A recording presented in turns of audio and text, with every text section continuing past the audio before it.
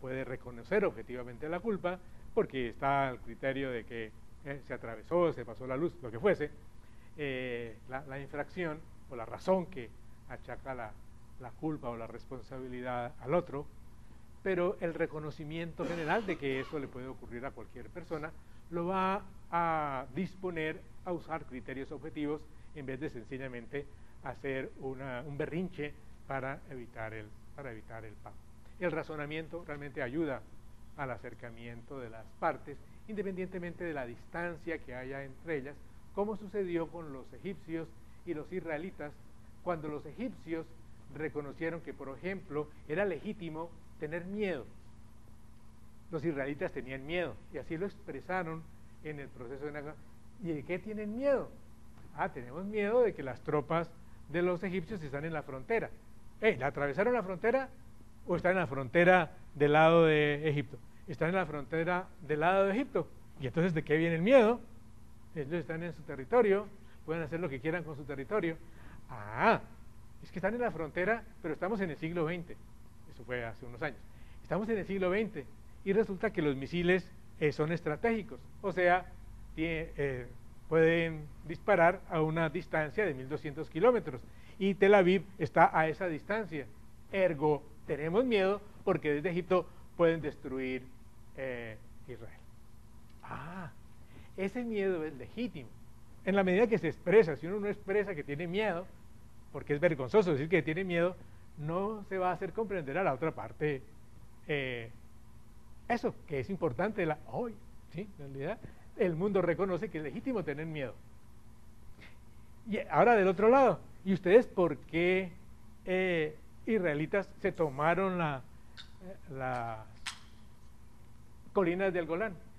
Precisamente para que las tropas estuvieran detrás de la colina, y detrás de la colina ya es mucho más difícil hacer el cálculo de la ojiva para disparar armas a unas de largo alcance. Y Egipto, ¿y usted qué quiere? ¿Qué tal esa explicación? Claro que sí, entendemos su miedo, pero esas colinas son nuestras. También tienen la razón, las colinas siempre han sido de Egipto, y el miedo siempre ha sido humano. ¿Cómo conciliamos las dos cosas? Los egipcios estuvieron dispuestos a retirar sus tropas de la frontera y los israelitas devolvieron desde aquella época las colinas a los egipcios, usando criterios objetivos, una discusión en profundidad. Bien, en el arte de negociar, William Fisher y William Ury, su discípulo, originaron este libro, que es un bestseller. Se consigue realmente en cualquier supermercado. Pero es una primera lectura. Si algo queremos derivar de acá es, bueno, vamos a hacer esa lectura porque es precioso en términos, no es muy largo, pero en la cantidad de ejemplos en que nos ayuda a transitar en cada uno de nuestros propios entendimientos, el descubrimiento de nuestro propio estilo y la invitación a adoptar un camino hacia la negociación moderna o la negociación integrativa. Bien, hasta allí entonces nuestros precedentes. Sigamos en las aproximaciones sucesivas. Tenemos entonces ahora un método. En nuestro método vamos a separar a las personas de los problemas, luego nos vamos a centrar en los intereses y no en las posiciones, vamos a estar alerta permanentemente para generar alternativas creativas y siempre vamos a utilizar criterios objetivos para discernir cuál es el mejor camino. Y entonces eso ya no se olvida. Uno dice, separar a las personas de los problemas, pensar en los propósitos, inventar y generar alternativas, usar criterios objetivos, separar a las personas. Uno va transitando por cada uno de los 4 elementos. Bien, el tema está en que en un conglomerado así, uno pregunta, ¿tú sabías eso? Esta pregunta la hizo el propio Roger Fisher en Miami, como unos 20 años después de escribir el libro con William Ury. Él estaba en esa presentación con Danny Ertel.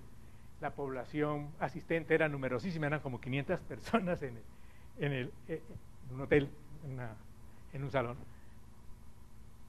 y él hizo la pregunta.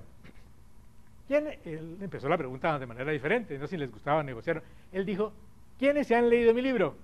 Toda la audiencia levantó la mano. El arte de negociar. Entonces, ¿quiénes saben los principios? Todo el mundo levantó la mano.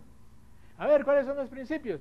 Pues sí, que hay que separar a las personas de los problemas, que hay que centrarse en los propósitos en vez de solamente en las posiciones momentáneas, que hay que tratar de estar con la imaginación lista para descubrir alternativas creativas y que por supuesto hay que usar reglas útiles, criterios objetivos. Y entonces,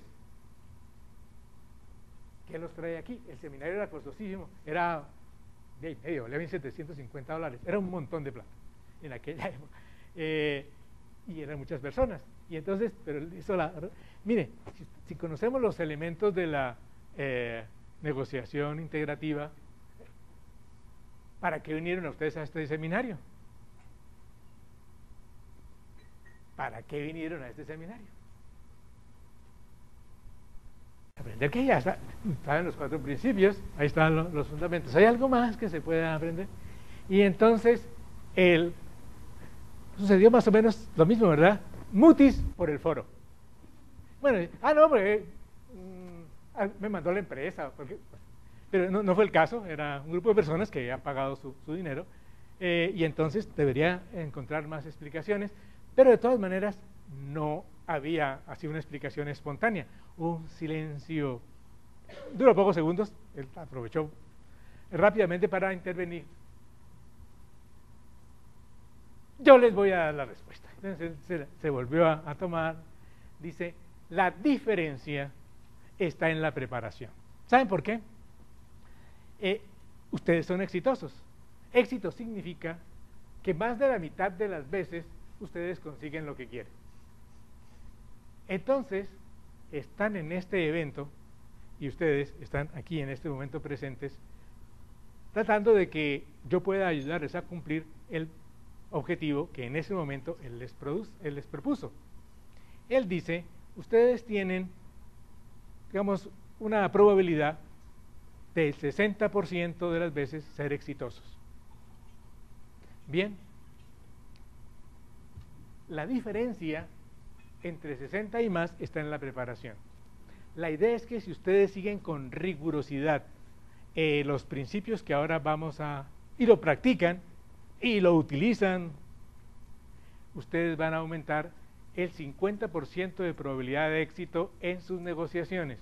¿Les gusta? Y entonces, bueno, por eso es que ustedes pagan sus $1,750, para aumentar en 50% su probabilidad de éxito, a partir de la aplicación de una serie de reglas. Y primero el reconocimiento de que la diferencia está en que no hay preparación, y que lo que vamos a hacer en nuestras negociaciones en un ratito es prepararnos. Entonces vamos a ver cómo nos preparamos. Pero él dice, ¿por qué en la preparación está la diferencia? ¿Por qué no nos preparamos? Y entonces porque no hay riesgos, decía la gente. No hay riesgos cuando uno tiene una cierta seguridad de que va a salir adelante. Ya no tengo que prepararme, yo ya sé lo que tengo que decir, ya conozco a la otra persona. Entonces uno va y se acierta, eso lo asegura de que no hay riesgos. En realidad uno tiene bastante camino en el lado del éxito. Preparar. Todo lo que hace uno en la vida permanentemente es negociar. ¿Hay que preparar la negociación? No, qué aburrido. Tener que preparar, eso toma mucho tiempo. A propósito, ¿cómo se prepara uno para una negociación? Qué aburrido. Y usted nos va a dar entonces otro libro.